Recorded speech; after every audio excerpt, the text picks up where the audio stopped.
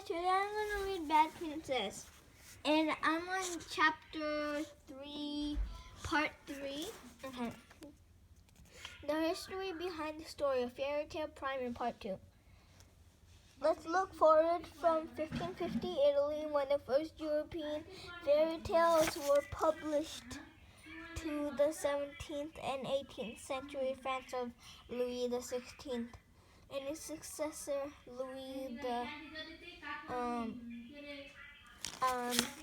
15th, I think. No, I mean Louis. Okay.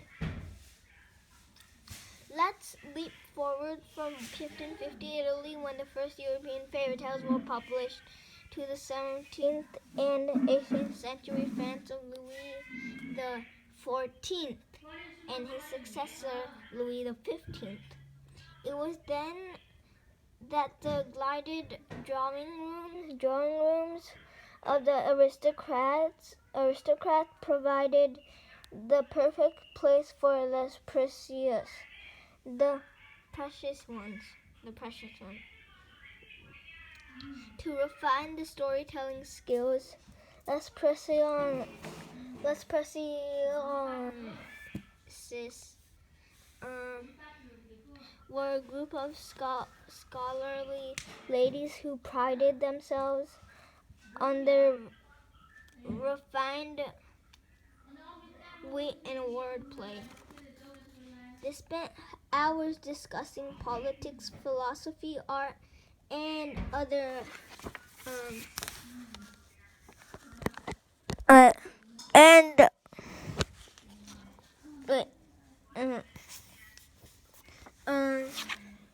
the ladies were especially fond of philosophy and learned from the ladies.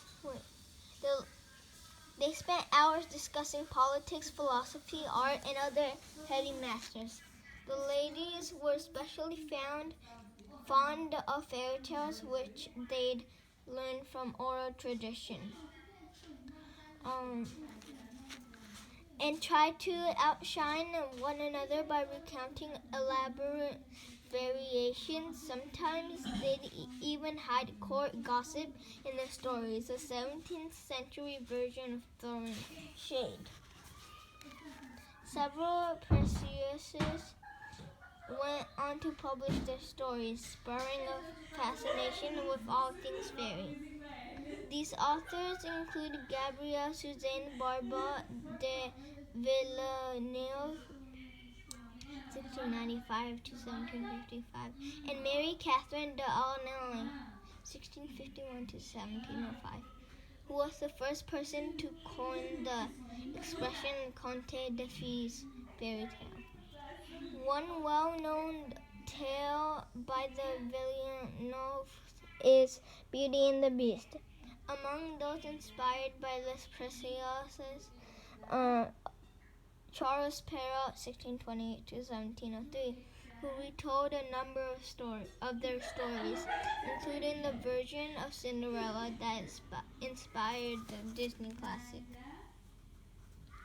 Of King Louis's many girlfriends, his longest-lasting relationship was with Françoise Athenaeus, Marquise de Montespan, known as Athénée. The Marquise was beyond gorgeous, with long, glamorous curls and sparkling blue eyes. She was also very witty. A contemporary said Athénée possessed a beautiful mouth and fine teeth, but her expression was always insolent. She had beautiful blonde hair and lovely hand and arms. The king was smitten.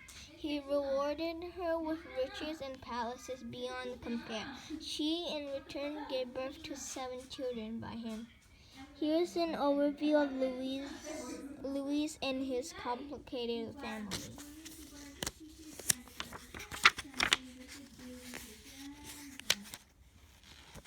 My father, the son. Louis the 14th experience of fatherhood was very different than Henry VIII. Instead of marrying 6 times, he remained hitched to the same queen, Marie Therese of Austria, who provided him with a son early in their marriage. However, that didn't stop Louis from fathering children outside wedlock. Here are the offspring Louis XIV officially acknowledged. They orbited their father like planets around the sun. Note, this chart does not include his children who died in infancy. That's Louis XIV, 1638 to 1715. Oh, you can't really see that good.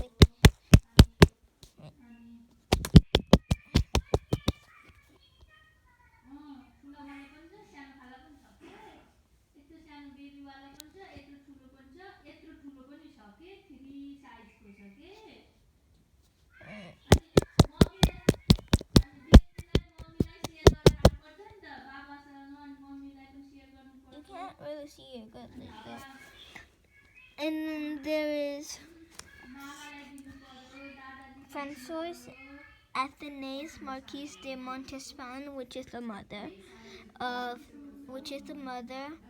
of Francois Marie, Louise Francois, Louis Auguste, Louis César, Louis Alexandre, Louis Marie.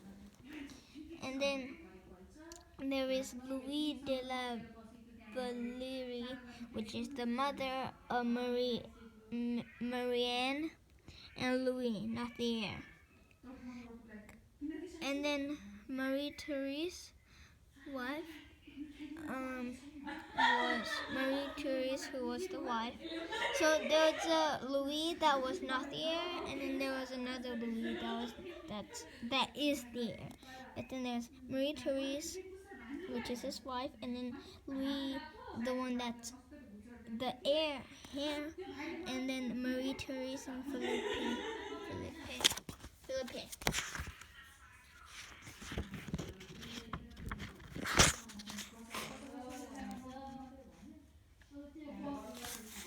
You might wonder what happened to Louis's illegitimate daughters.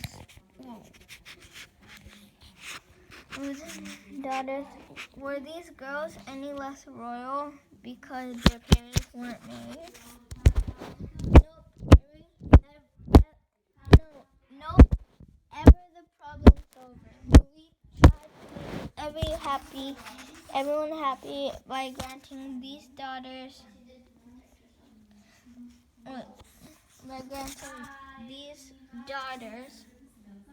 Now you can clearly see those. But yeah. Were these girls any less? Nope. Ever the problem's over, Louis tried to make everyone happy by granting these daughters the title Princess du Sang, princesses of the blood, confirming their blue blood and setting them up for the good life at court. He explained, I thought it was only just to assure this child of the honor of her birth. However, like Henry VIII's daughters, two of Louis's princesses de Sang squabbled because of Daddy Dearest. Instead of a throne, they fought over dowries. Both were daughters of Athénée, so you'd think these sisters could get along. Spoiler alert, they didn't. Louis gave Louis Francois de Bourbon, Princess of Condé, 1673 to 1743, a dowry of 1 million livres, the French currency at the time, when he ordered her to marry a distantly related cousin, Louis, Duc de Bourbon Condé. Though Louis Francois was 2 months short of turning 12, she was already exquisitely beautiful like her mother. She was also old enough to understand her groom was not handsome Prince Charming, nor was he very nice. He seemed to think everyone should go around Versailles kissing up to him because of his royal position. Louis Francois did her best to distract herself from the unwanted marriage. She gambled to the point of death and got a cute boyfriend on the side. But then her younger sister, Francoise Marie de Bourbon, Duchess of Orleans, 1677 to 1749, was married off by King Louis. The groom, Philippe Duc de Chartres, who ranked higher than Louis Francois's unpleasant snob of a husband. Francoise Marie reportedly said of the match, "I don't care if he loves me so long as he marries me." Louis Francoise was beyond peeved, for she would have to bow down to her baby sister for the rest of her life. But that wasn't the worst of it. Turned out Papa had given Francoise Marie double the dowry for her wedding. A tactless move on the Sun King's part. Talk about rubbing salt in a wound. From then on, the sisters viewed each other as bitter rivals. Lesson learned by Louis. Treat all your princesses equally when it comes to gift giving or husband giving. Louise's princesses do sang before they were at each other's throats. So that's one of them and that's one of them. But that's where I'm going to end. Bye, guys.